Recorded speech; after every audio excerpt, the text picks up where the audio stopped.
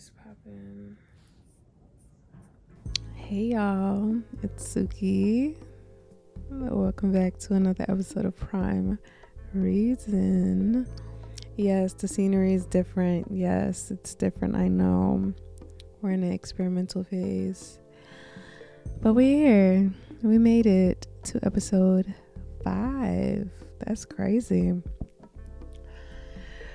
So today we're going to be talking about distractions in the forms of people, human beings, and how you know you got a distraction on your hand and how to cut off a distraction before they actually become one in your life. So yeah, stay tuned. We'll be right back.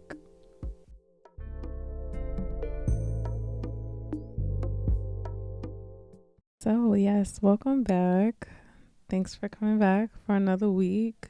I'm cozy today. I'm in the bed. I'm chilling, hair tied, sweatpants on, no makeup on, whatever Drake said, you know. But yeah, I also have family over. So you know how that go. You got family over and they in the living room, they in the spot, But anyways, we're here. And so today we are talking about distractions. And this is something I know all too well about. Anybody that knows me knows that when I get involved with certain people, you won't find me. You won't hear from me.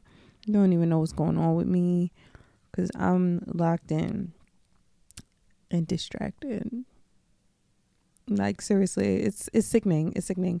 And my mom is one of the people that can testify for this the most when it comes to my life. And I used to deny it. I used to deny it heavily, and then I started saying, "You're right. You're so right. I be getting locked in, thinking I'm doing what's best, and it's not."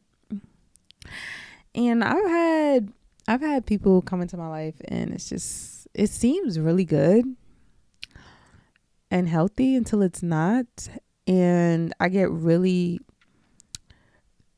just mesmerized by the honeymoon phase and the lovey-dovey stuff, and then it's like crash and burn because made you fall for it. Like yo, for real, people be getting me. So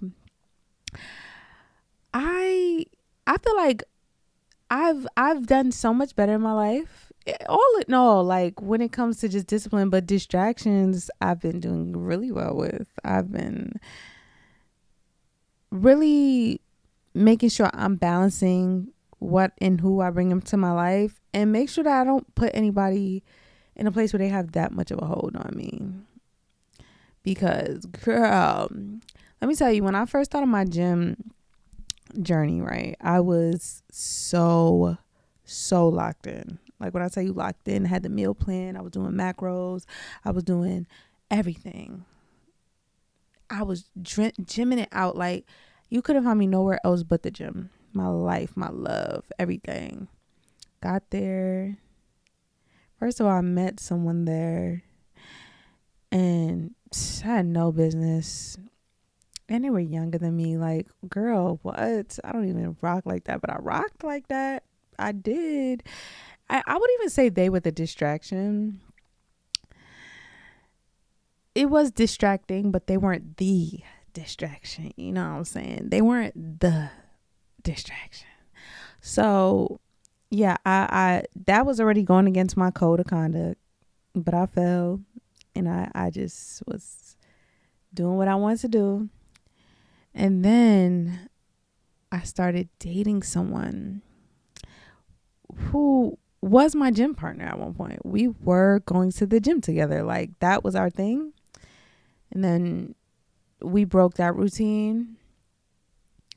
Y'all, when I tell you I started smoking, and I was not smoking when I was working out. I stopped going to the gym and I was booed up, bro. And I'm like, bro, like, first of all, and this is really no shade to this person, because I could have this conversation with them and let them know, like, yeah, you were the distraction. and I will never let you be the distraction again. I can have that conversation with them, but I don't think I've really had, because it's just no point. But um the fact that they met me in the gym and they watched me dwindle away from that routine, that beautiful routine that I had going on for me, is crazy. And they were very invested in the fact that we were into each other and we were spending so much time with each other, and that was fun. And I'm realizing, like, but that wasn't important. And it was kind of selfish, because it's like, anybody that meets me doing so well, if you see me starting to fall off, don't let me do that. And if you do, you're a problem. I don't care what anybody says. That's a red flag for me. And that's why I will never get back with them. Sorry. If you know who you are, I'm not going to say your name, of course. But if you know who you are, I will never know. Because was that broke the strict discipline routine I had, and I just can't believe I did that for a temporary situation. But anyways, yeah, I think some people are okay with being distractions, and because they enjoy the feeling of being someone's main priority, main topic, main, project of the day, it just fills them with joy. And that's so toxic. Like, what? Why are you like that? Like, I like that feeling. I'm not gonna lie. I like feeling like someone is all about me. But the selfless part of me is gonna be like, bro, okay, like, what else you got going on? Like, why are you so into me that you don't speak about nothing else going on with your life? That is a problem. And I think some people just aren't that thoughtful. They're not that caring that they'll stop you in your tracks and be like, yo, you're becoming obsessive. Now, I mean, they don't gotta say it like that, but you're doing too much, and I want you to do more for you and less about me, because I'm just a person, so that is a red flag I'm staying away from. And to me behaving like that, I was a red flag. Like, I'm allowing myself to, I'm letting go. I'm letting myself go too easily over a person. That's not it, sis. That's not it. And so, yeah, if you do that, you're a red flag too. Okay, we're back. But, yeah, what was I saying? I don't even remember. But, oh, yeah, I think if you allow yourself to go that easily, yeah, you're the red flag. I said that. I don't know what else I was saying. But I had to learn, like, nobody is really ever that big of a deal to become that obsessive, because it's hindering you at the end of the day. Like, you're working on what? In my last relationship, I realized I was doing that.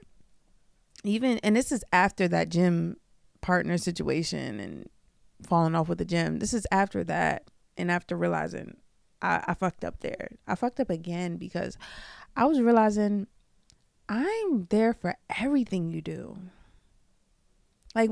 Like everything you do, I'm riding out. And it's not like I don't have nothing to do. It's that I'm being supportive to you. And I never brought it up because I was just like, one, I'm not going to hold that against you, because that's my choice to be there for you. But what is really crazy is that when I need you to be there for me, it's crickets, bro. Like, that's insane. And that's another sign of noticing when lack of reciprocity puts you in debt. Because that was something I was dealing with. Like, okay, I don't mind being there, supporting, showing up. But then when it's my turn and it's time for us to work on something that's catering to my personal goals after focusing on your personal goals, it's like tough crowd. Like nobody, that's crazy. And so I think watching that pattern in a person is also important. Like, do you show up for me? And it's not a tit for tat. It's just it's more so, do you naturally feel the care I care for you? Would you show up for me? Am I always the person sticking my neck out? And then when it's time to, you know, hustle and bustle to what I got to do, am I always doing it by myself? So, yeah, that was something I noticed. And it just made me realize, all right, I got to stop being there.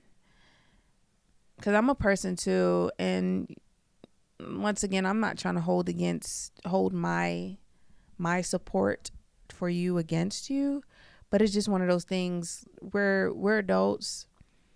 I think if we notice how a person treats us, it's only right to just do it back.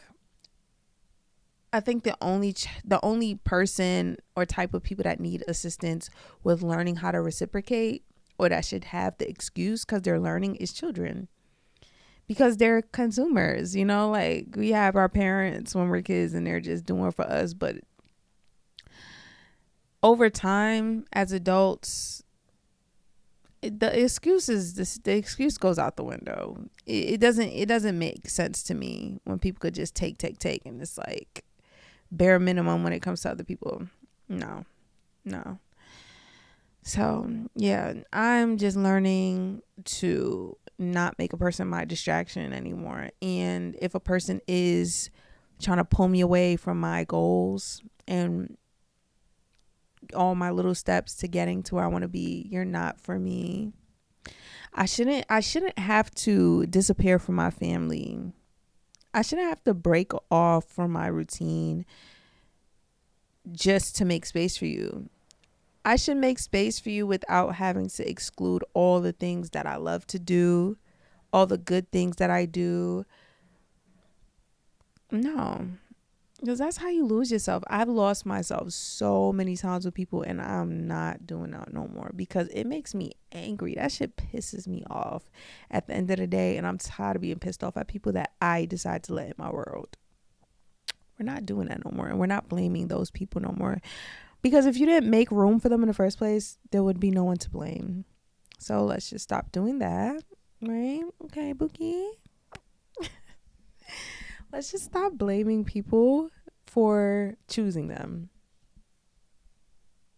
It's like, I mean, they could reject you too, but if they really want you, they're not going to reject you. So, let's just stop choosing people that we really aren't into and taking the time. I think we went over that, so I'm not going to dwell too much on that side of the dating world. But yeah, that's a big step for me. And I hope it's a big step for you too. But that's it for tonight. It is a little shorter. I don't really have much more to say. My name is Suki. Thank you for watching Prime Reason and getting cozy with me in my bed. We might do this again next week. I'm not sure. I'm renovating, y'all. Okay. Anyways, good night, and I'll see you next week. Follow Prime Reason on Instagram. Like, share, and subscribe. See you next Friday.